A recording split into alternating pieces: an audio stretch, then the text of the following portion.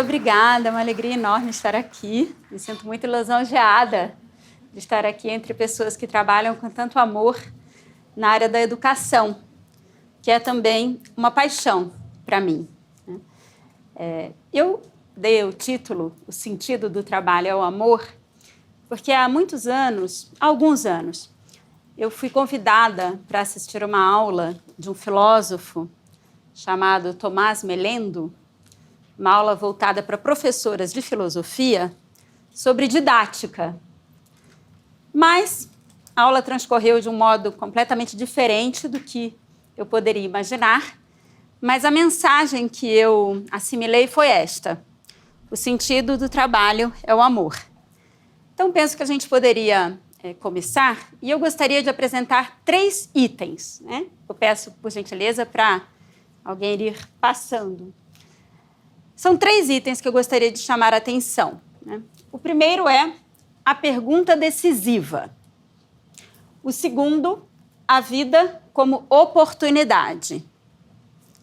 E, finalmente, em relação ao trabalho, a motivação e os riscos. Então, vamos ao primeiro ponto, a pergunta decisiva. Vamos fazer um exercício de imaginação. Imaginem que amanhã a gente acordasse completamente desmemoriado. Não lembro de onde eu vim, para onde eu vou, quem sou eu, o que eu estou fazendo. Simplesmente não recordo de nada. Mas nos dão a seguinte oportunidade. Faça uma pergunta, só uma, e você terá a resposta. Qual seria a única pergunta, a pergunta da minha vida, a pergunta decisiva, a pergunta que eu faria? Talvez venha à nossa cabeça: quem sou eu? Para que estou aqui? Qual é o sentido da minha vida? Invariavelmente, a gente acaba chegando perto do tema da felicidade. Para que eu estou aqui? Qual é o sentido de tudo que eu faço? E a gente acaba se perguntando sobre a felicidade. E a felicidade é um termo que está muito associado ao tema do amor. A bem da verdade, a nossa felicidade tem muito a ver com a qualidade do nosso amor. Se nós amamos e somos amados, e quem a gente ama, ou o que a gente ama. Então, essa é a pergunta decisiva. Por quê? Porque todos nós buscamos, em última instância, o amor. E qual é a questão? A questão é que a vida é uma grande oportunidade para a gente aprender a amar. Então, vamos aqui a esse primeiro ponto, por favor, o próximo slide. A resposta decisiva é esta: estamos aqui para aprender a amar. E disso deriva uma consequência imediata. Se nós estamos aqui para aprender a amar, se é esta a resposta, e se a vida é uma oportunidade para que a gente aprenda a amar, aquilo que não me leva a amar, das duas uma. Ou é algo inútil, ou é algo prejudicial. Então, isso nos faz pensar, bom, se eu peço algo a alguém, isso vai lhe ajudar a amar? Bom, se eu impeço algo a alguém, isso vai lhe ajudar a amar? Ok, ou a mim mesmo. Do contrário, pode ser inútil, pode ser prejudicial. Então, eu creio que essa ideia já nos dá um norte, né, em relação àquilo que a gente faz. E, pensando que a vida é uma oportunidade para que a gente ame, para que a gente aprenda a amar, a gente poderia pensar que amar é principalmente facilitar o amor. Há um filósofo estoico antigo, do início do século II, que dizia assim: se você quer ser amado, seja amável. É interessante, porque isso é a ideia da reciprocidade, porque se para nós o sentido é aprender a amar, para os demais também. Então, tudo o que seja facilitar o amor é bom. E a gente facilita o amor quando a gente se torna amável. Então, isso já nos dá também algumas pistas. E um outro ponto é que há duas realidades humanas, especificamente, onde, se não está orientado para o amor, essa realidade se deteriora, se degrada, despersonaliza. A primeira realidade, quase óbvia, é a sexualidade, que está orientada naturalmente ao amor. Mas a realidade do trabalho também. Às vezes a gente esquece isso. Também o trabalho, ou ele está orientado para o amor, ou ele é frustrante, ou ele é quase que inútil e, eventualmente, até prejudicial. É da natureza do trabalho a sua orientação para o amor. E aí, eu gostaria de trazer uma ideia dentro do contexto de estudo, de escola, de aprendizado. Às vezes a gente precisa distinguir algumas coisas. As pessoas são muito diferentes entre si. E é interessante a gente saber disso, que as diferenças do modo de ser não são um problema. As diferenças do modo de ser são uma riqueza. Então a gente não pode confundir diferença de modo de ser com defeito, ou com limitação, ou com aquilo que me incomoda nos outros. As diferenças é preciso valorizar, é preciso amar, é preciso fomentar as diferenças no modo de ser. Isso é uma riqueza, né, em qualquer ambiente profissional, e nem se diga no ambiente escolar, em um ambiente de aprendizado. Diferenças do modo de ser é algo muito bom. Limitações é outra coisa. Há limitações em nós, nos demais. E a gente precisa conhecer as limitações. Se em relação às diferenças do modo de ser a gente precisa fomentar e valorizar, em relação às limitações, o que a gente precisa fazer é conhecer, para não entrar numa guerra já perdida. Uma pessoa, por exemplo, que tenha uma deficiência visual, isso é uma limitação, isso não é um problema. Então, claro que se uma pessoa tem limites de cognição visual, a forma como eu vou lidar para ensinar é diferente da forma como eu lido com uma pessoa que não tem essa limitação. Não vou, digamos, explorar o ponto fraco. Eu vou sempre valorizar os pontos fortes e não as limitações, né? Não adianta dar murro em ponta de faca, né? As limitações são limitações, não são defeitos, também não são modos de ser. A gente precisa conhecer o que é limitação. E diferente disso são os defeitos. O defeito é preciso enfrentar. Então a gente precisa distinguir o que é diferença de modo de ser, o que é limitação, o que é defeito. Por exemplo, a maledicência é um defeito. É que eu sou muito expansiva, muito espontânea. É muito bom ser expansivo e espontâneo, isso é um modo de ser. Agora, maledicência é defeito, é outra coisa, a gente precisa enfrentar esse defeito. E assim qualquer outro que a gente pudesse mencionar. Então precisa distinguir e não confundir essas coisas. Por quê? Porque a gente quer facilitar o amor. A gente quer que o ensino e o aprendizado sejam uma oportunidade de nós amarmos melhor. A vida é uma oportunidade para aprender e aprender a amar. E dentro desse aprendizado, cabe fazer essas distinções. Avançando um pouquinho, trabalho, motivações e riscos. O trabalho nos motiva. Estou impressionada aqui, auditório absolutamente lotado, né? Em um dia ensolarado, né? Ainda não letivo propriamente. E por quê? Porque a gente se motiva quando a realidade é o trabalho, né? Parece que está no nosso DNA, né? O amor ao trabalho. E há muitos motivos para isso. Eu gosto muito quando a gente fala, eu me realizo no meu trabalho. Por quê? Porque realizar-se é exatamente tornar-se real. Então, todas as nossas potencialidades, as nossas capacidades, as nossas aptidões, as habilidades que a gente possa desenvolver, tudo isso tem no trabalho o seu esteio natural. Então, é bom que seja assim, que nós vejamos no trabalho essa oportunidade de desenvolver as próprias capacidades. Só isso já seria um motivador poderosíssimo.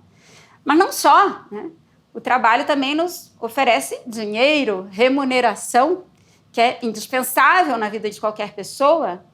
Também, para muitas pessoas, o dinheiro é o fator motivacional e suficiente para justificar, às vezes, uma entrega, uma diligência imensa. Muitas horas de trabalho consumidas porque precisamos do dinheiro. É um motivador também. Também precisamos sustentar a nossa família. De alguma maneira, também somos exemplares ao trabalhar. E não só. O trabalho também nos dá um lugar no mundo. O que você é? Sou professora. O que você é? Sou inspetora. O que você é? Sou advogada. O que você é? É o nosso trabalho, aquilo que a gente é, aquilo que nos configura. E, eventualmente, é também algo que nos dá um prestígio, um reconhecimento, um status. Mas ainda que nós não tivéssemos um reconhecimento, um prestígio, um status, uma remuneração particularmente atraente, eu sempre veria em atividades nas quais eu possa me realizar, desenvolver as minhas próprias aptidões, uma oportunidade para aprender a amar. E para amar. Por isso, quaisquer trabalhos genuinamente humanos têm esse potencial maravilhoso de expressar o amor e também de nos ensinar a amar. Portanto, temos muitos motivos para trabalhar. E aí, eu coloco aqui uma frase do Luiz Gonzaga, esse grande músico e compositor nordestino. Ele tem uma canção mesmo, que se chama Vozes do Sertão. E lá pelas tantas ele fala do sofrimento, do Nordeste, da seca, mas que ele não quer esmola. O que ele quer é trabalho, é oportunidade de trabalho. E aí ele diz assim, a esmola ao homem são, ou lhe mata de vergonha, ou vicia o cidadão. Interessante. É claro que nós sabemos que há muitos programas sociais importantes, de recursos financeiros, mas não é só isso, porque não é só dando dinheiro que a gente dá a oportunidade de uma pessoa alcançar a sua dignidade e a sua realização. É principalmente através das oportunidades de trabalho. Sabemos disso. E me lembro também de um poema, Fernando Pessoa, que eu gosto muito, é um grande poeta, sempre inspira, e há um poema que eu pessoalmente gosto bastante, que se chama O Opiário. É um poema que ele dedicou a um outro poeta da sua geração, um grande poeta, Mário de Sá Carneiro. E no Opiário ele descreve uma pessoa que está dentro do navio, no canal do Suez, em direção ao Oriente, buscando novas experiências e, infelizmente, o Mário de Sá Carneiro, a quem ele dedica esse poema, se suicidou. E o poema termina também tragicamente. A minha vida mude a Deus ou finda. Mas lá pelas tantas ele se refere ao trabalho dizendo assim: trabalhei para ter só o cansaço. Talvez às vezes a gente chegue no fim do dia com esta sensação, que é ruim, Por quê? Porque não trabalhamos para ter só o cansaço. Trabalhamos para todas essas outras finalidades grandiosas, que a gente apontava ao princípio. E aí, então, vale a pena a gente olhar as advertências bíblicas em relação a esse tema.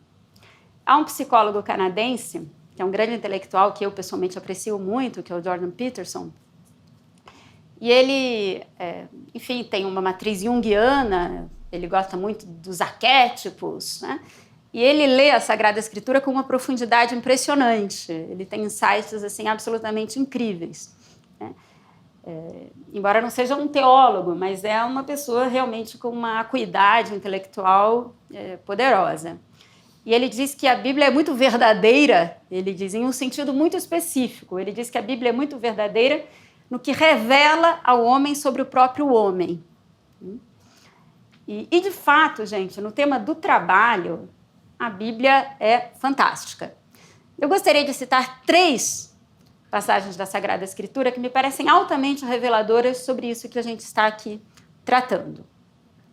Uma no livro do Gênesis, que é o primeiro livro da Bíblia, uma no Apocalipse, que é o último livro da Bíblia, e uma no livro do Eclesiastes, que é um livro chamado sapiencial, ou para os hebreus, um livro que compõe os escritos.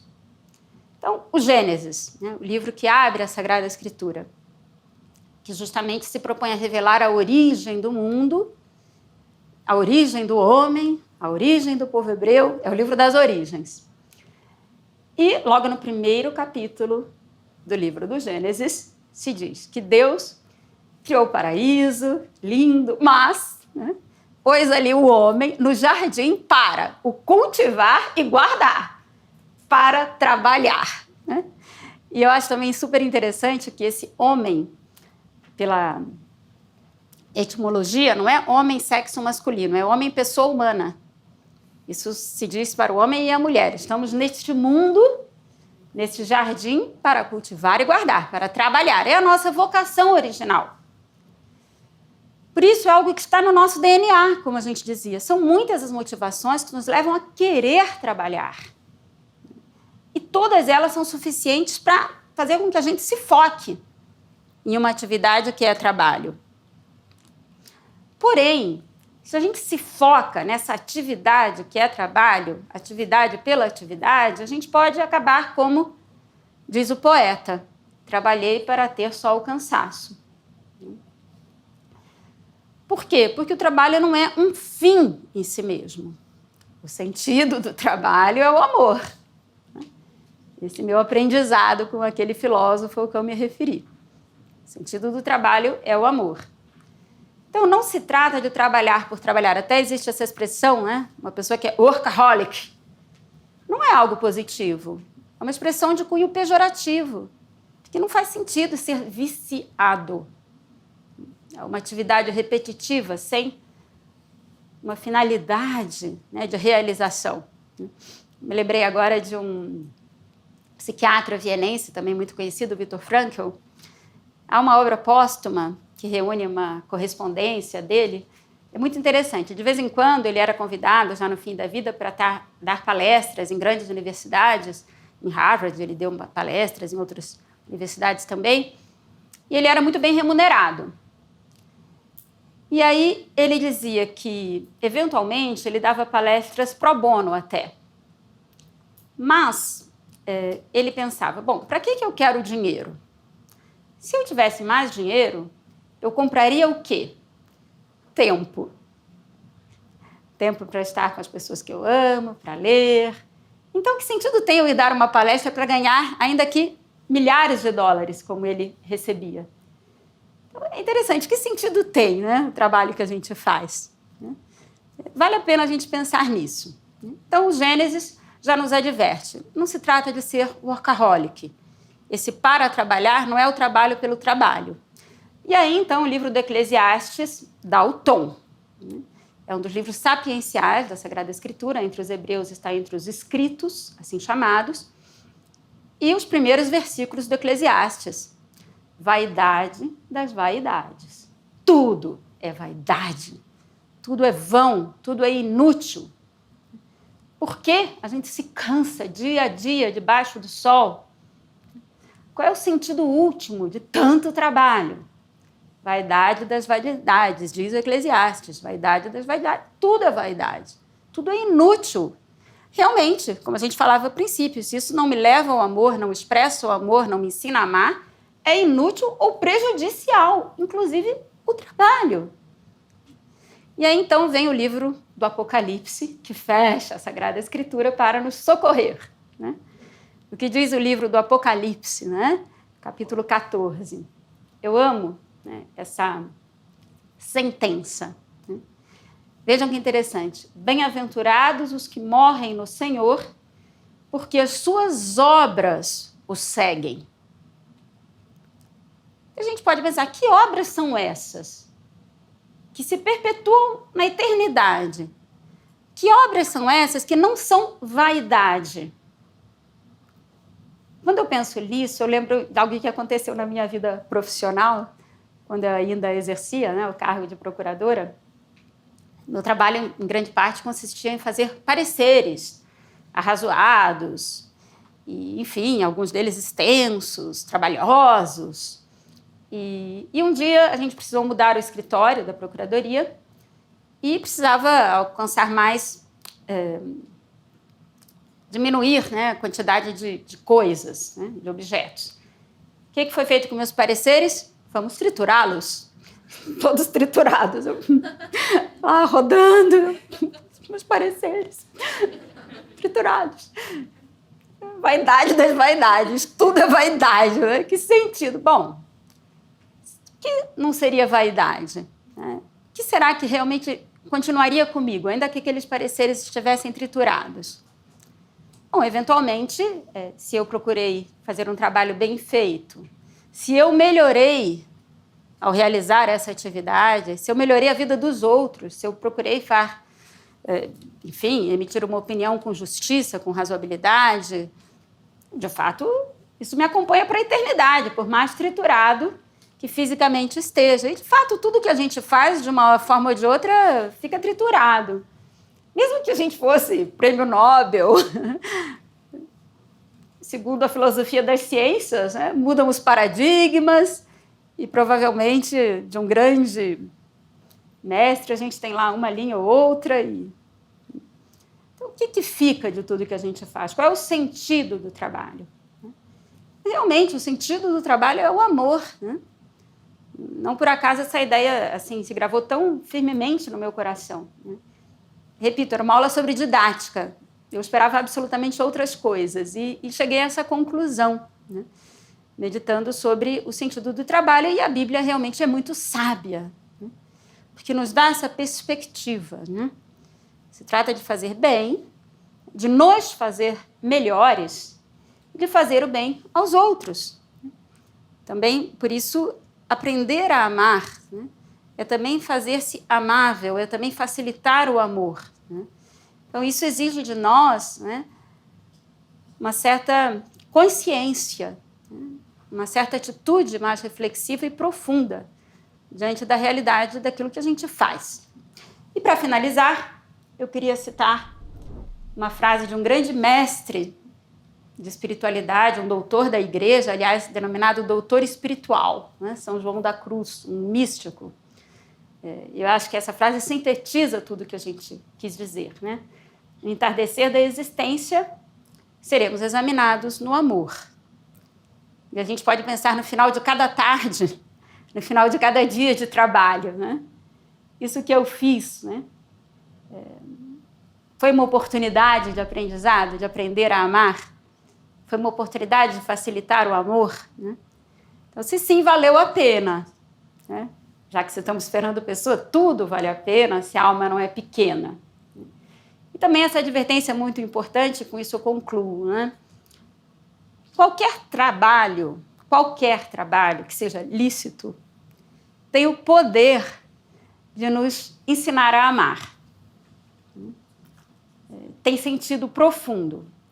Não é um trabalho X, Y ou Z que dá categoria a uma pessoa. Eu sou magistrado. Não é isso que dá categoria a uma pessoa. É a pessoa que dá categoria a qualquer trabalho. Como bem disse o Luiz Gonzaga, evocando as vozes do sertão. Queremos trabalhar. Então, pode ser um trabalho manual, né? Às vezes até sem um reconhecimento financeiro justo, sem um reconhecimento de prestígio adequado, porque geralmente são os trabalhos mais necessários, mais indispensáveis, né? Pode ser um trabalho intelectual, pode ser um trabalho de pesquisa, até um trabalho dentro da nossa própria casa. Bom, somos nós que damos categoria a qualquer trabalho, não é o título, né, que nos dá categoria. Somos nós, né? Porque é isso que nos segue. não o título. O que nos segue é o valor das obras que a gente realizou. Muito obrigada.